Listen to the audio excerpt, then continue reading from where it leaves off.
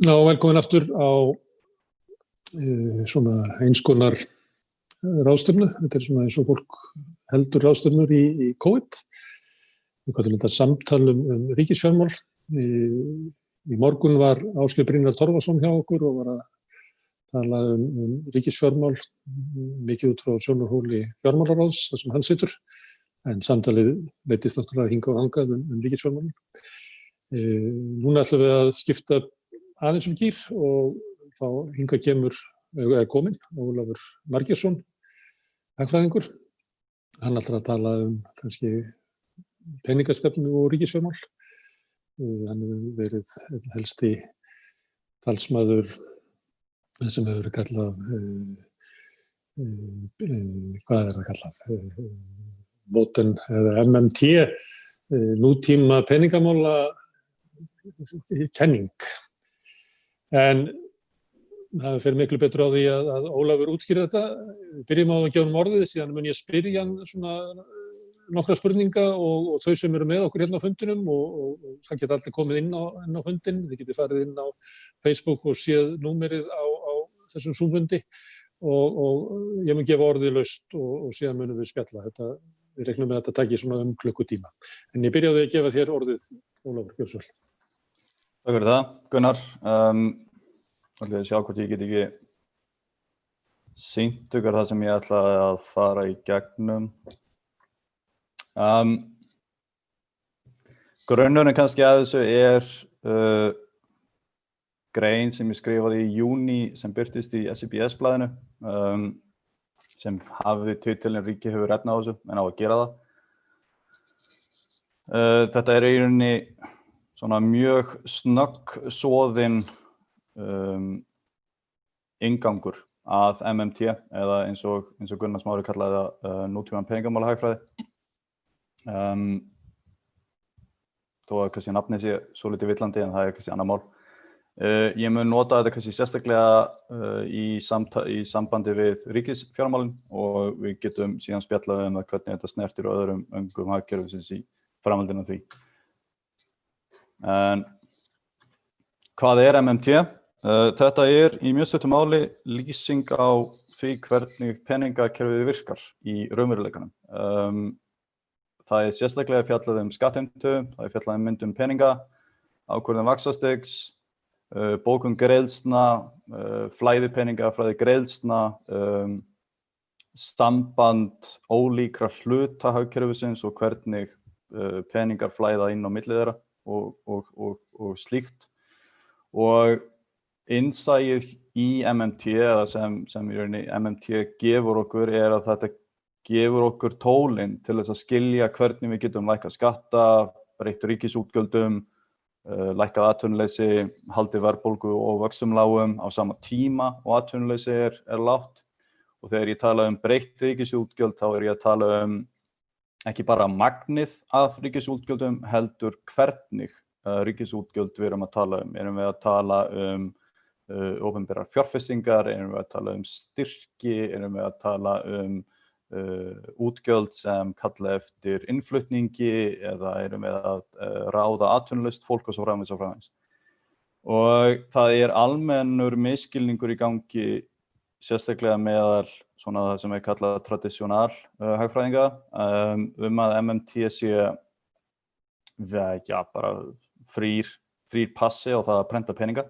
En það fjarri því, þetta lýsing á því hvernig virkni peningakerfisins í raunveruleikanum og innan MMT lögð meiri áhersla á ábyrga stjórn opinberra fjármála heldur en í hagfræði almennt. En aftur á móti markmiðin öðruvísi. Markmiðin í almennri hagfræði eða svona í mjög grófum dráttum það að reka ríkissjóð á núlli, en markmiðin innan MMT að til dæmis ná fram lágri verðbólgu og lágu atvinnuleysi. En þið getur verið með hvaða markmið í rauninni sem Þið getur þess að vera með markmiði getur verið hátt atvinnuleysi eða há verðbólga eða mikill vöxtur launa hjá ákveðnum þjóðfélagshópi eða hvað sem skiptir ekki máli í rauninni hvernig þetta MMT einfaldlega tólið sem við notum til þess að skilja hvernig við getum náð markmiðum okkar það sem við viljum ná í rauninni, það getur verið hvaða þjóðfélagsmarkmið sem Það nokkur innsæi í MMT og ég ætla að nefna örfá hérna, sérstaklega hvað varðar ríkissjóð og hvernig opinber fjármál virka. Og númer 1, 2 og 3 ríkissjóður ekki heimili. Aldrei að bera saman rekstur ríkissjóðs við rekstur heimilis. Ríkissjóður, hann gefur út peninga, hann útgefandi peninga, en hann ekki notandi peninga, líkt og almenn heimili og fyrirtæki. Ég og þú erum notendur af peningum af því að við erum ekki að gefa það út, en aftur á móti ríkissjóður í gegnum Seðlabankann að gefa út peninga í hvert skipti sem hann greiðir fyrir eitthvað í íslenskri krónu. Síðan minnkar peningamagn aftur í umferð þegar við greiðum skatta til ríkissjóðs. Og það mikilvægasta að muna að ríkissjóður hann getur aldrei orðið gjaldþrota í skuldbindingum í íslenskri krónu vegna efnahagsástæðna ólíkt heimilum og fyrirtækjum. En aftur á móti getur þetta valdið verðbólgu og það annar punktið sem ég snerti á síður. En regla númer 1, 2 og 3 aldrei bera saman rekstur ríkissjóðs við rekstur heimilis eða fyrirtækis. Einfaldlega vegna þess að ríkissjóður útgefandi peninga en ekki notandi peninga. Annað innsæi frá MMT það að hallarekstur á ríkissjóði ekki merki þess að við séum að leyna efni fram, heldur verðbólga merki það. Það grundvallaratriði í hagfræði að tekjur eins eru gjöld annars og með þá einföldu staðreynd í huga hamrað á því innan MMT að halli á rekstri ríkissjóðs ígildi nettó hagnaðar hjá einkageirunum, það segja í lokuðu hagkerfi. Það flækist örlítið ef við opnum hagkerfið en innsæið inn í nokkuð veginn það sama. Þannig að 10 milljarða króna halli á rekstri ríkissjóðs þýðir það að eignir, nettó fjárhagslegar eignir einkageirans að aukast 10 milljarða á sama tíma. Alveg eins og ef ég borga einhverjum 1000 krónur, þá halli á mínum rekstri 1000 krónur, en á sama tíma afgangur á rekstri hins aðilans 1000 krónur. Og ef við tökum allan geiran saman í einn hóp í hagkerfinu, þá það staðreynd að þegar ríkissjóður með halla á sínu rekstri upp á 1000 krónur eða 10 milljarða, þá nettó aukning fjárhagslegra eigna hjá einkageiranum 10 milljarðar. Aftur, það breytist örlítið þegar við erum með opið hagkerfi, en þetta grundvallar innsæið. Og mikill halli á rekstri ríkissjóðs, hann getur leitt til verðbólgu og hann gerir það, en það mjög mikilvægt að muna að hallinn hann ekki föst stærð, hann háður efnahagsaðstæðum á hverjum tíma. Ef það mikið atvinnuleysi, þá mikið af ónýttu vinnuafli í hagkerfinu. Ríkissjóður getur þá búið til mikið af peningum inn í hagkerfið sem notaður til þess að ráða þetta atvinnuleysa vinnuafl og þetta vinnuafl síðan framleiðir eitthvað. Og þegar framleiðslan eykst í kjölfarið á því að fólk hefur verið ráðið til þess að framleiða hvað það sem við vill framleiða innan viðkomandi prógrams hjá ríkissjóði, þá aukning á peningamagni sem leiðir til auknings á framleiðslu í hagkerfinu og það ekki þar með sagt að það leiðir til verðbólgu. Aftur á móti, og það getur verið, þessi stærð getur verið 10% halli á rekstri ríkissjóðs sem hlutfall af landsframleiðslu eða -2% eða jafnvel 5%. Og það að segja að það verður að vera afgangur á rekstri ríkissjóðs til þess að koma í veg fyrir verðbólgu. Og þetta aftur háð nýtingu á aðföngum á hverjum tíma. Verðbólga að sjálfsögðu getur líka verið drifin af peningamyndum bankakerfisins og við sáum það til dæmis á verðbólguárunum upp úr 1960 og 70, allt fram til þjóðarsáttar. þá var langmest af verðbólgunni drifið áfram af peningamyndun innan bankakerfisins og sama í rauninni gerðist fyrir 2008.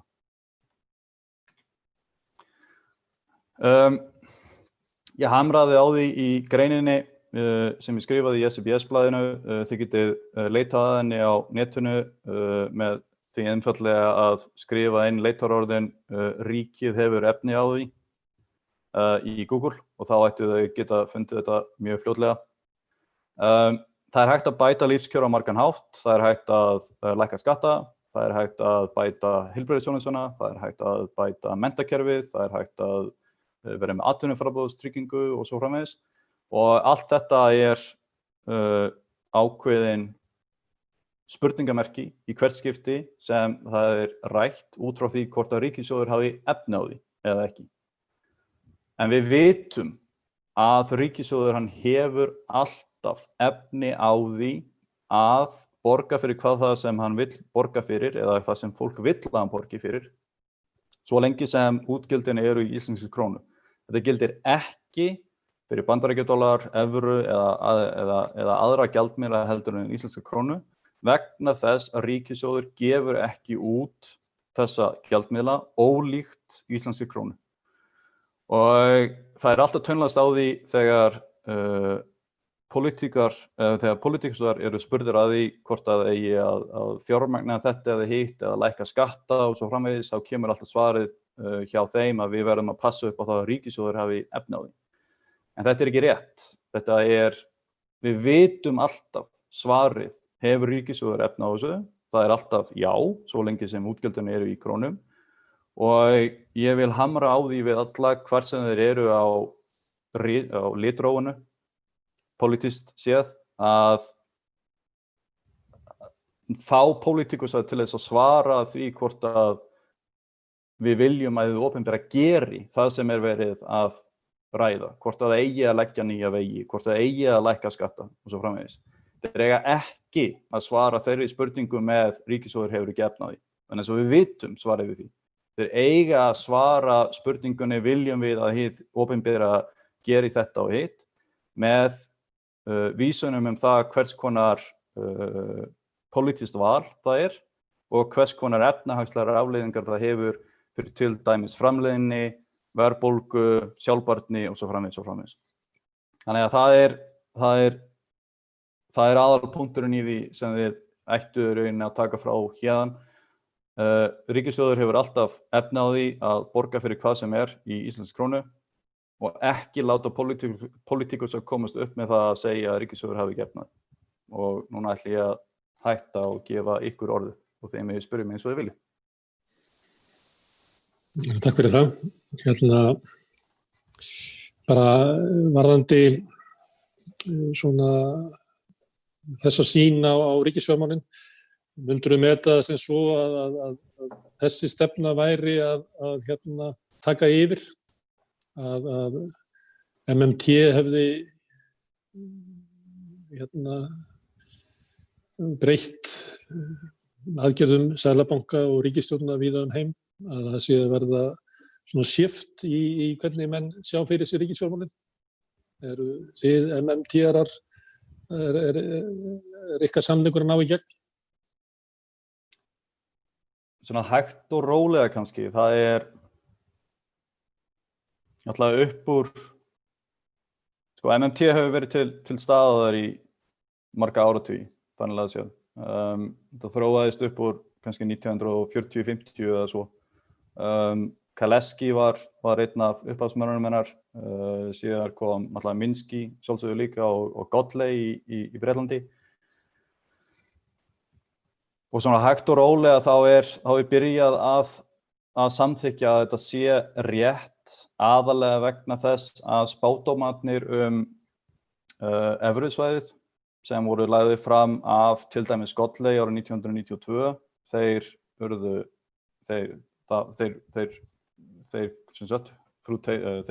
þar veruleikanum. Og síðan eftir 2008 þegar seðlabankar byrjuðu með magnbundna íhlutun og allir urðu óbúðslega hræddir það að það yrði verðbólguvaldandi, þá var MMT og post-Keynesian hagfræði svona einn af þeim fáu sem bentu á það að þetta myndi ekki leiða til verðbólgu, sem var alveg hárrétt. Og núna upp úr þessari kreppu þá byrjað sérstaklega í auknum mæli að samþykkja það innan sem sagt ríkisfjármála umræðunar að MMT hafi eitthvað til umræðunar að bera. En það ennþá hamrað á því að þetta sé einhvers konar peningaprentun og þetta sé Weimar Republic frá Þýskalandi og Zimbabwe og Venezuela. En þessum spurningum hefur verið svarað innan MMT í marga áratugi í rauninni og það kannski vandinn eða svona aðal starfið kannski innan MMT sem hagfræðingarna núna að benda á gömul rit og gamla pappíra sem þeir sjálfur hafa gefið út til þess að benda á það að nei, þetta ekki peningaprentun, þetta ekki óðaverðbólgu Þýskaland eða Venezuela eða svo framvegis. Þetta ekki heldur frítt spil. Þetta er tól til þess að skilja hvernig þið eigið að ná fram þeim efnahagsmarkmiðum sem þið viljið ná fram. Og það er pólitískt val hver efnahagsmarkmiðin eru.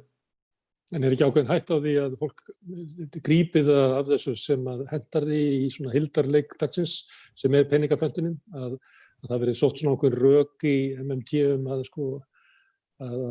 sprengja svona þau þök sem að voru sett á áður skuldir ríkissjóðs og hversu mikið ríkissjóður gat aukið útgjöld sín á skömmum tíma. Svona sem að tilhörðu nýfrjálshyggjuárunum en tilhörðu líka bara, pennalistinn í Kanada var með hagfræðin að Hagsín og húsmóður sem að var akkurat það sem þú varst að nefna áðan, sem að var að líta á ríkissjóð sem heimilisrekstur, að það yrði að halda jafnvægi í gjöldum og tekjum. Ekki svolítið hætt við að menn grípi þetta svona lofti til þess að auka skyndilega útstreymi fjár úr almannasjóðum sem að stóru leyti kannski beint til þeirra sem hafa völdin til þess að halda uppi eignaverði, til þess að bæta fyrir þann skaða sem að fjármagns- og fyrirtækjaeigendur eru að verða fyrir. Jú, það alltaf hætta á því að í rauninni að talað power of the public purse, kraftinn sem hið opinbera veski hefur innan geðslappa. Það alveg hárrétt, það hætta á því og raunverulega hætta á því að það verði einhvers konar svona loforða flæði sem kemur upp úr þessu, sem ástæðan fyrir því að af hverju MMT að reyna að hamra á því að það eigi að vera eins mikið gagnsæi og hægt með ríkisfjármál og það eigi að vera með eins mikla greiningu á því í hvað peningarnir eru að fara. Í dag vantar það vantar mun betri hagfræðilega greiningu á því sem sagt hver eru efnahagslegar afleiðingar ríkisfjármála til dæmis þegar kemur að því í hvað peningarnir fara. 2% halli á ríkissjóði ekki það sama á 2% halli á ríkissjóði. Vegna þess að þessi halli sem til staðar, hann hefur allt öðruvísi efnahagslegar afleiðingar eftir því hvort hann fari í það að til dæmis lækka skatta eða hvort hann fari í það að byggja upp atvinnuframboðstryggingu og slíkt. Og það rauninni, þetta alveg hárrétt, það hætta á því að bæði vinstri og hægri flokkar þeir muni grípa þetta tækifæri innan geðslappa og í rauninni lofa öllu fögru án þess að rauninni að gera nokkra almennilega greiningu á því hvort að það sem þeir eru að lofa séu að ná fram þeim efnahagslegu markmiðum sem þeir segjast alltaf ná. Þess vegna verða kjósendur að þeir verða ekki bara að skilja að þetta gert, þetta ekki einu sinni möguleiki, þetta gert í dag, peningarnir, þeir eru nýmyndaðir í hvert skipti sem ríkissjóður borga fyrir eitthvað og sem peningamagn í umferð eykst í dag þegar ríkissjóður eru að borga fyrir eitthvað og þeir minnka þegar ríkissjóður heimtar skatta. Þetta lýsing á því hvernig núverandi kerfi virkar. Við þurfum ekki að breyta neinu. Við þurfum bara að skilja að svona virkar kerfið í dag og við þurfum að passa upp á það að stjórnmálamenn misnoti það ekki. En við skiljum til dæmis að það að segja að það sé ekki til peninga til þess að hækka eftirlaun eða örorkulífeyri, að það raunverulega ekki rétt. Heldur það bara pólitísk stefna að halda eftirlaunum og örorkulífeyri þarna niðri. Eða þá að við getum sagt þess svo að það ekki hægt að hækka það vegna þess að það svo mikið álag í hagkerfinu með að gera það sé óviturlegt að gera það.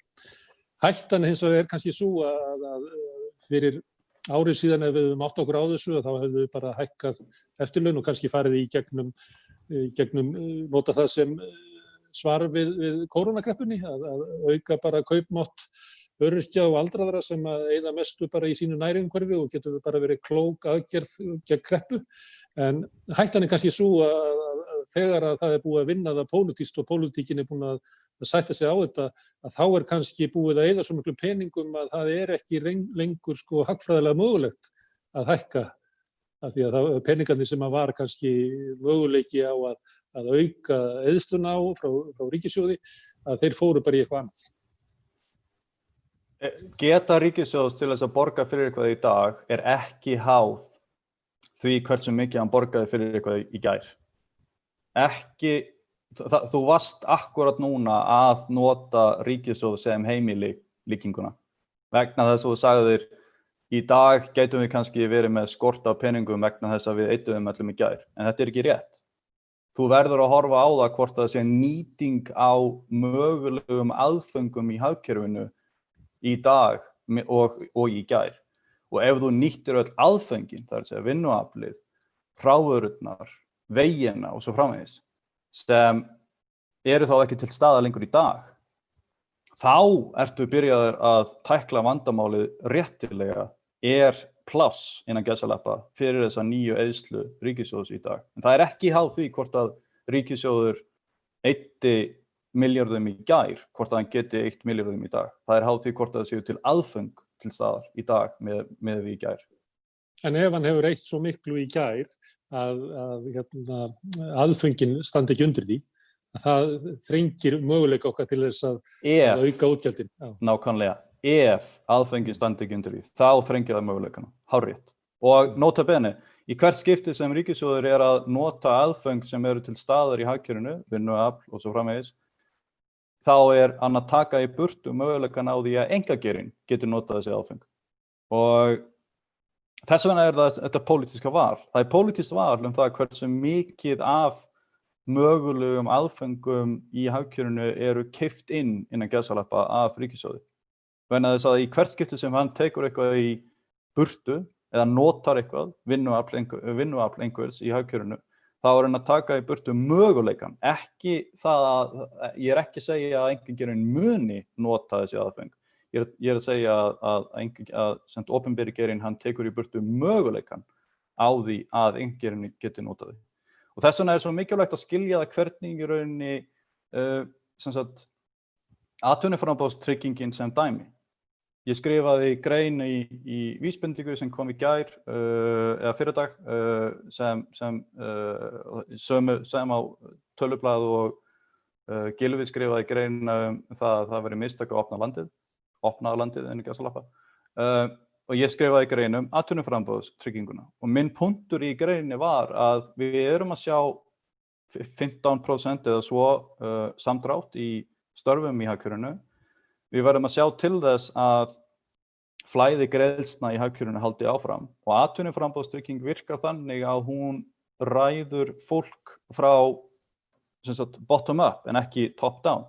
Þetta val það hvort að þú farir inn í viðkomandi prógram eða ekki. Og prógramið getur verið hvað sem það getur verið að viðhalda girðingum eða planta á trjám eða dansa eða kenna dans eða kenna á gítar eða hvað sem það fullkomlega opið fyrir því hvert í rauninni prógramið innan gæsalappa eða starfið sem þú ert að labba inn í. En punkturinn í þessu að atvinnuframboðstryggingin, hún tekur ekki í burtu möguleikan á því að einkageirinn geti ráðið viðkomandi. og þess vegna hún ekki í samkeppni vinnuafl og aðföng í hagkerfinu líkt og til dæmis það ef við ráðum sérfræðinginn í, segjum, fjármálaráðuneytið eða slíkt. Má ég aðeins spyrja því að það kom svona spurning út úr sal sem að tengdist borgarlaunum. Værirðu til í að ræða þetta sem varst að tala núna síðast, atvinnutryggingu í tengslum við borgarlaun, af því að borgarlaun svona búin að vera lengi í umræðinni og poppa upp alltaf og var gaman að fá svona samanburð á þessu tvennu. Ok, það er nú alveg bara sér kapítuli út fyrir stig og líklega bara efni í heilan fyrirlestur. Mjög stuttu máli. Atvinnuframboðstrygging val það hvort að þú viljir fara inn í viðkomandi starfið eða ekki. Hún leiðir líka til þess að það beinlínis aukin framleiðsla í kjölfarið á henni. Þú ert ráðinn til þess að framleiða eitthvað, hvort sem það viðhalda gerðingum eða hjálpa til í eldhúsi, í sjúkrahúsi eða hvað sem og þar með þrýstingurinn á verðlag ekki jafn hár eins og í til dæmis borgaralaunum, þar sem þú færð unconditional eða sem sagt skilyrðislausa framfærslu frá ríkinu. Borgaralaun og atvinnuframboðstrygging aftur á móti, þau virka mjög vel saman í hagkerfinu. Þetta ekki eitthvað sem útilokar hitt. Borgaralaun sem dæmi væru kjörin til þess að borga í rauninni bara lífsviðurværi til þeirra sem get ekki haft í sig á vegna þess að þeir get ekki unnið eða slíkt. En á sama tíma það ekki mikið pláss innan gæsalappa fyrir eyðsluna sem verður til staðar frá ríkissjóði vegna borgaralauna eins og vegna atvinnuframboðstryggingar. Vegna þess að innan atvinnuframboðstryggingar þá eykst framleiðslan inn í hagkerfinu og þessi aukning býr til plássið innan gæsalappa sem verður að vera til staðar áður en við endum í verðbólgu. Atvinnuframboðstrygging líka betri sveiflujafnari heldur en borgaralaun, vegna þess að borgaralaun þau breytast ekki eftir því hvort að það sé atvinnuleysi í hagkerfinu eða ekki. En aftur á móti myndi atvinnuframboðstrygging gera það. En á sama tíma eins og ég segi, við skulum ekki bera það saman þannig að þetta sé útilokandi hvort annað. Það mjög auðvelt að setja í raun upp kerfið þar sem við með bæði borgaralaun og atvinnuframboðstryggingu og líklega væri það í lokin mjög skilvirkt kerfi innan gæsalappa, því að borgaralaun hafa þann mikla kost að þau einfalda bótakerfin og svo framvegis, þannig að það er minna maus í kringum þau og slíkt og það stórkostur líka. Eitt varðandi hvort að MMT breyti kannski svona hugmyndum fólks ríkisfjármál og kannski stefnumótun stjórnvalda. Svona í nýfrjálsu tímanum þá hefur ríkisfjármálin verið svona markmið þeirra hefur verið að halda jafnvægi í efnahagslífinu, halda niður í verðbólgu, slík markmið og svo á afraksturinn af því einhvers staðar að koma fram með því að út á byggt á þessu jafnvægi að þá verði til eiginlega svona besta atvinnulífið og besta efnahagskerfið. Þegar þú ert að tala þá hljómar það frekar eins og að ríkisvaldið eigi að raunverulega vera meiri svona frumkvöðull þróun samfélagsins, að taka miklu ákveðnari ákvarðanir það hvernig aflið okkar nýtist sem best, í hvers konar innviðið á að fara til þess að byggja upp samfélag, vegna þess að sá sem að stýra ríkisfjármálunum þarf í hverjum tíma að vera raunverulega að hugsa það hvernig hann geti svona hámarkað aflið í hagkerfinu, frekar heldur en að það komi alltaf svona sem afleið af því sem hann að gera, eins og hefur svolítið verið kannski í svona nýfrjálshyggjunni, að það bara að geta einhvers jafnvægis og ríkið að vera svona hlutlausaðili í bakgrunni og þá verði eitthvað til. það svolítið svona munur á þessum tón, hvernig er talað hlutverk ríkisvaldsins? Þetta pólitískt val. Sko, Já, en í nýfröskunum var alveg sagt að nýfröskustefnan væri ekki pólitískt val, heldur væri hún sko hagfræðileg skynsemi. Tína. Það sem þú ert að segja, nei, þetta bara pólitískt val og hún var bara pökkuð inn sem hagfræðileg skynsemi. Tína, there is no alternative, eins og þetta sagði, einmitt. Nei, þetta já, og sko, það sem þú ert að segja, hvort að ríkissjóður eða hið opinbera eigi að vera stefnumótandi eða ekki, fullkomlega pólitískt val. Þessi möguleiki til staðar, það ekki þar með sagt að við eigum að taka hann, það val þeirra sem kjósa fólk á Alþingi, hvort að við viljum fara niður þann veg eða ekki. Alveg eins og það val það hvort að við viljum að ríkissjóður haldi sér til hliðs og leyfi einkageiranum að gera sem mest. En þessir tveir valmöguleikar eru til staðar og MMT segir okkur nákvæmlega að þeir séu til staðar. MMT segir okkur ekki hvort við eigum að velja. MMT segir okkur að þeir séu til staðar og það það eina sem MMT að segja. Hvort að við viljum fara til hægri eða vinstri, upp eða niður, það bara fullkomlega pólitískt val. En þetta pólitíska val mun hafa efnahagslegar afleiðingar. En gagnvart Tína þá segir MMT raunverulega, jú, það valkostur og það valkostir líklega. Og það valkostir, einmitt. Og það rétt. Tína í rauninni, eða sem there is no alternative, það rétt. Það í rauninni útilokar það að ríkissjóður geti gert það sem MMT segir að ríkissjóður geti gert. Ástæðan fyrir því, ég sé rétt að ég útskýri það örlítið á eins snöggan og einfaldan máta af hverju þessir innsæið hjá MMT svona öðruvísi, frekar heldur en í svona venjulegri hagfræði innan gæsalappa. Og grundvallar ástæðan sú að í venjulegri hagfræði þá litið á peninga sem hluti, þú snertir þá, það eru vörur, en í MMT litið á peninga sem óhlutbundna, þú getur ekki snert þá, þú getur ekki snert íslenska krónu, enginn hefur nokkurn tímann snert dollar á ævinni. Það litið á peninga fyrst og fremst sem mælieiningu. Og ef þið hugsið út í það, enginn hefur nokkurn tímann snert metr. Það hefur enginn snert líter eða sekúndu. Og á sama hátt þá hefur enginn snert krónu eða dollar, sem eru tveir mismunandi mælikvarðar á virði.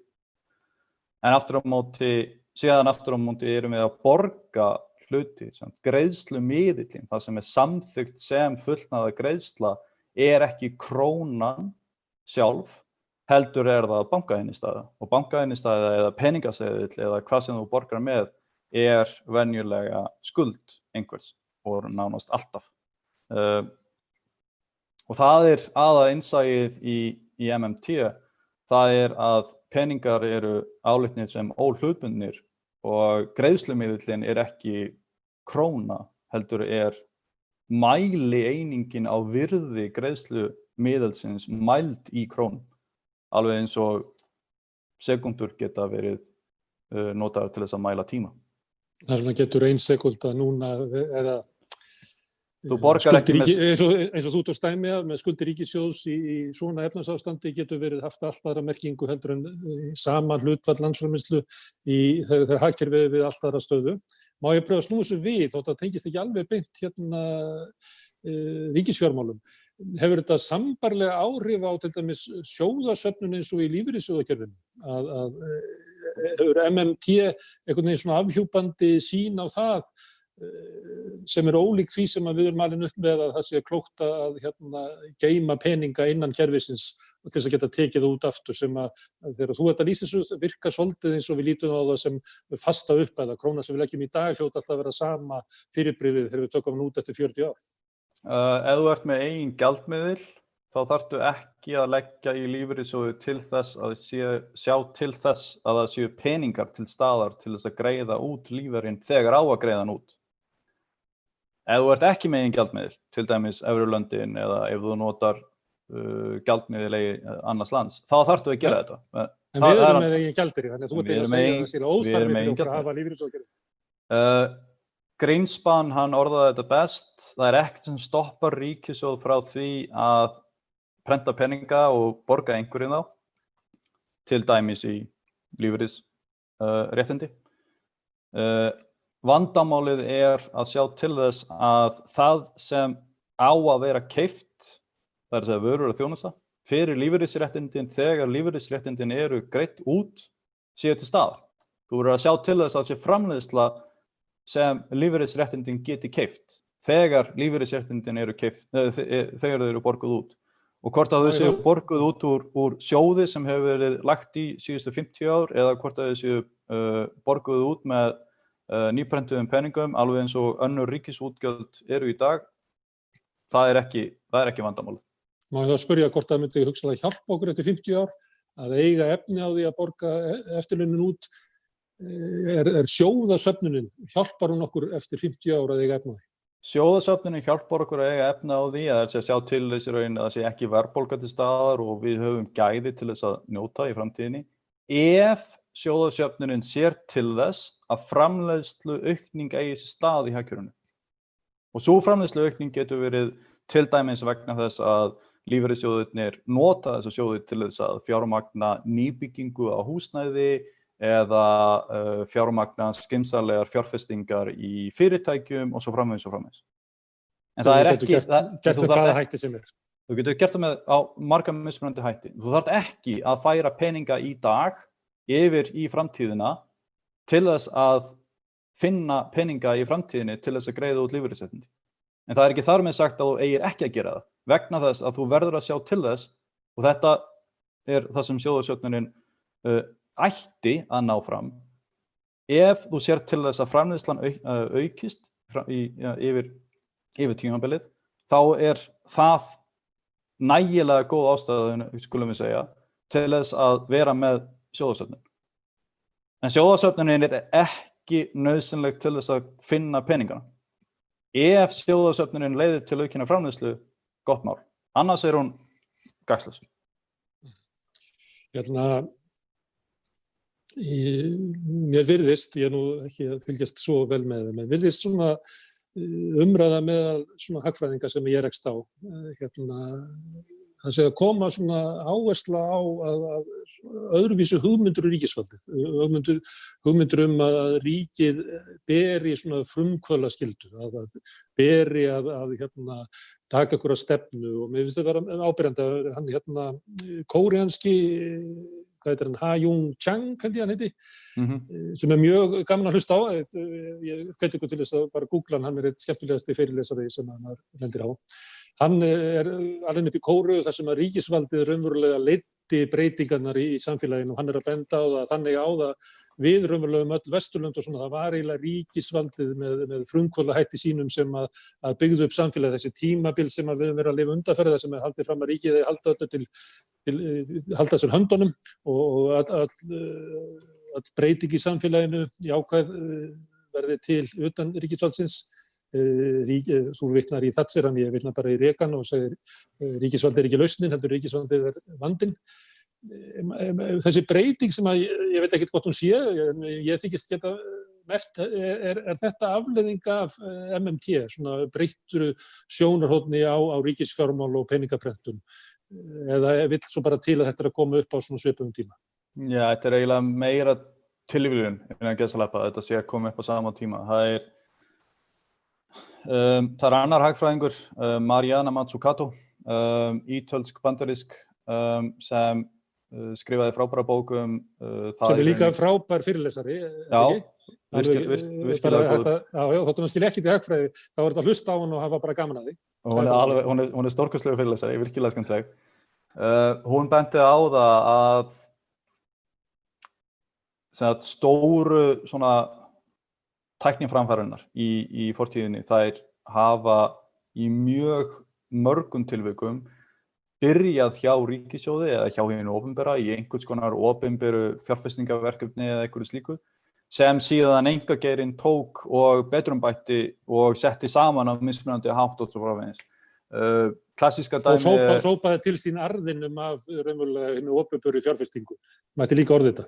Já, ekki alfarið sko, en þú þarft líka að hafa vitsmuni og svona breidd til þess að fatta að þú eigir að setja mismunandi hluti saman. Þannig að þetta er ekki bara þökks í hinu opinbera, þetta er líka snilligáfan hjá fólki og sem setur hlutina saman mismunandi hátt. Og náttúrulega klassíska dæmi er alltaf farsíminn, af því að sko, GPS byrjaði hjá bandaríska hernum, nei maður rétt. Internetið var líka frá Dabra, sem er frá bandaríska hernum líka. Sem sagt, farsíma tæknin sjálf, hún byrjaði líka í opinberu verkefni. Og það eru fleiri og fleiri verkefni í sögunni og svona tækniframfarir sem hafa átt sér stað þökk sé því að ríkissjóður var að í rauninni fjárfesta eða fjármagna eitthvað sem einkageirinn vildi aldrei taka áhættu á því að ætti sér stað. Eða sem sagt fjármagna eitthvað sem var bara einfaldlega talið of áhættusamt hjá einkageirinn.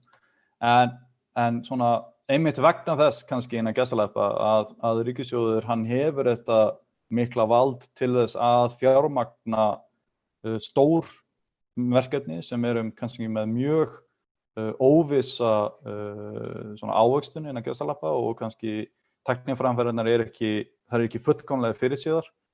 Þá er í rauninni hið opinbera kannski eini aðilinn sem er til í að vera svona venture capitalist að þessu magni eins og rauninni er.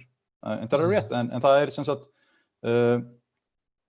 það er áhersla á það í auknum mæli að þið opinbera byrji alvarlega að fjármagna eða haldi áfram að fjármagna bara móta samfélagið, það má orða það þannig, bara móti samfélagið svipað og var stefnan á fyrri hluta 20. aldar og langt fram að 1980, þá var það hlutverk stjórnvaldar að byggja upp samfélag sem við vildum búa í. Síðan kemur þá hugmyndin að samfélag verði til einhvers staðar annars staðar, að ríkið halda sér höndunum og þá verði til hið góða samfélag. Og það var pólitískt val. Sem var náttúrulega sett fram að vísu að þannig að það væri ekki pólitískt val. Já. Það er spurningur Sal, er eitthvað land eða eitthvað takkerfi sem að þú telur að vera svona nærri hugmyndur ykkar MMT-ara ríkisvöld? Er eitthvað sem er komin lengra heldur en aðrir? Öll hagkerfi sem eru með eigin gjaldmiðil. Sem að fara eftir ykkar kenningum? Hver og eitt einasta. Þetta er ekki teóría, þetta er lýsing á því hvernig peningakerfið virkar. Ísland, Bandaríkin, Svíþjóð, Noregur, Japan, Kína, Suður-Afríka, Argentína, Venezuela, allur pakkinn.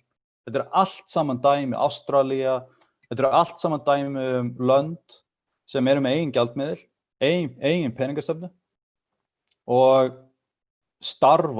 peningakerfið virkar svona í þessum löndum. En þetta er aftur á móti... Maður mætti kannski orða öðruvísi, þá kannski eitthvað seðlabankastjóri og fjármálaráðherra eitthvað stær í heiminum sem að myndi orða að við förum eftir þessum nýju kenningum í peningamarkaðsfræði. Peningamálastefnu.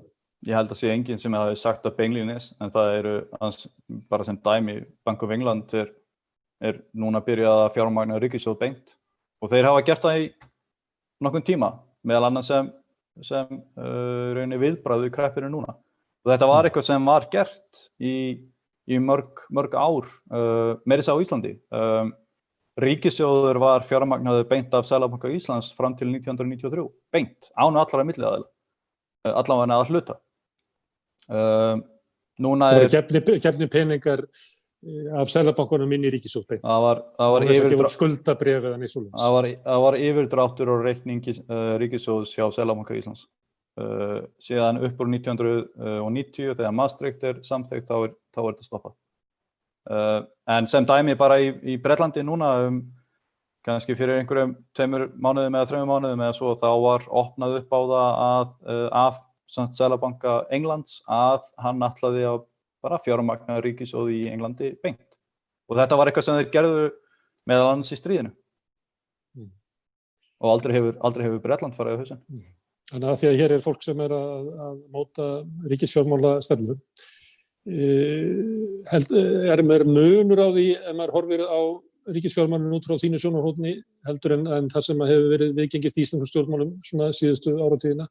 Til dæmis hvernig horft á viðhald innviða og virðist stundum hafi verið til dæmis eftir hrun, þá var eiginlega hallinn á ríkissjóði lagaður að hluta til með því að bara draga úr viðhaldi, bara á byggingum og vegakerfi og flugvöllum og sem raunverulega fjárútlát sem að fara ekkert frá okkur, heldur geta jafnvel orðið sko meiri ef við býðum með að gera það. Er munur á þessu? Þeir sem að hugsa þetta, ættu þeir raunverulega að draga inn sko innviðina og viðhald á þeim og viðbætur á þeim svona inn í ríkisfjármála hugsun sína? Ef það pláss fyrir, ef það eru laus aðföng í hagkerfinu til þess að nota, til dæmis, ef þú ætlar að viðhalda húsi, þá þarftu smið. Þú þarft eitthvað sem veit hvað hann að gera. Og ef slíkur starfskraftur atvinnulaus í hagkerfinu, þá lítið mál að ráða hann. Og það á ekki að vera háð því hvort það sé halli á ríkissjóði eða ekki. Þannig að ekki út frá því hvort að þú vilji vera viss það að ríkissjóður fari ekki á hausinn eða ekki.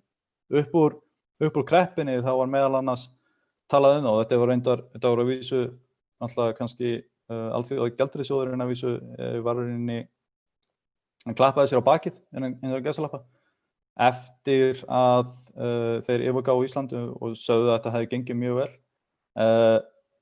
Og það gekk mjög vel meðal annars vegna þess að það var ekki dregið meira úr fjárútlátum ríkissjóðs í íslenskri krónu heldur en var gert. En það er alveg hárrétt, það var viðhald opinberra eigna og slíkt það satt á hakanum í einhver ár. En hver var nákvæmlega ástæðan fyrir því? Ég man það ekki sjálfur persónulega. Ég var fluttur til Englands strax 2008.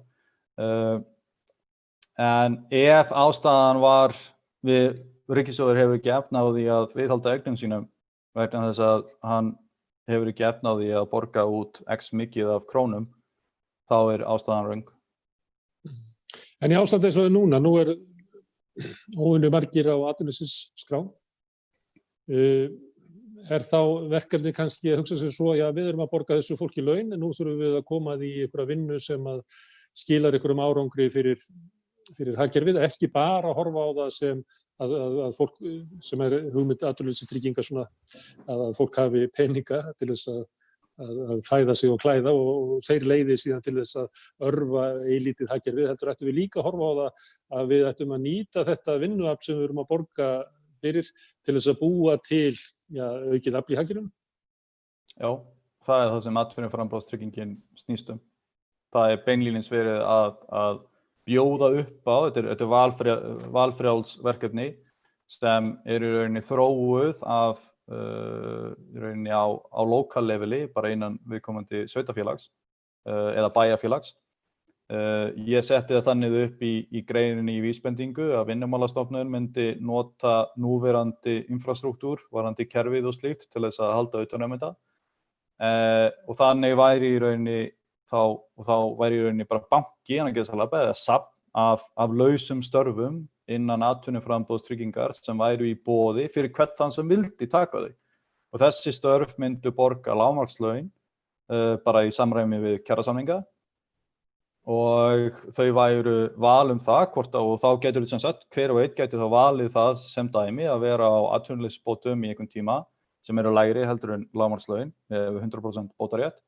Og nota þá sinn tíma fyllilega og 100% í það að reyna að finna vinnu í einhverjum geiranum eða að viðkomandi færi inn í einhvers konar atvinnuframboðstryggingu og nota þá tímans sinn til þess að hafa í sig á með því að vinna slík störf innan slíks prógrams og þá myndi hann finna vinnu vonandi í framtíðinni í kjölfarið á því til dæmis að vera í atvinnuframboðstryggingu vegna þess að það mætti kenna útlendingum íslensku, það mætti kenna Íslendingum önnur tungumál, svo þeir væru betri starfskraftar á hótelum og svo framvegis, ef við vildum gera það er val slíkt. Og þá væri viðkomandi, hann geti farið úr slíku prógrami hvenær sem hann vildi, leið og til dæmis, hann eða hún myndi finna sér starf í einkageiranum. Herðu, það liggja ekki fyrir fleiri spurningar úr sal, þannig að við sláum botninn í þetta núna. Ég þakka kærlega fyrir Ólafur. Greinin sem hann hefur verið að geta hér, sem hann skrifaði í ES-blaðið, á líknum á þessari útsendingu á Samstöðinni. Ég ætla að skjóta þar inn fyrirlestrunum hjá hagfræðingunum sem komu við sögu, þannig að þið getið þá tjekkað á þeim. En ég þakka þeim sem hafa verið að hlusta og Ólafi aftur. Klukkan 2 að þá kemur hingað Indriði H. Þorláksson og þá tölum við það sem allir elska að tala sem eru skattar.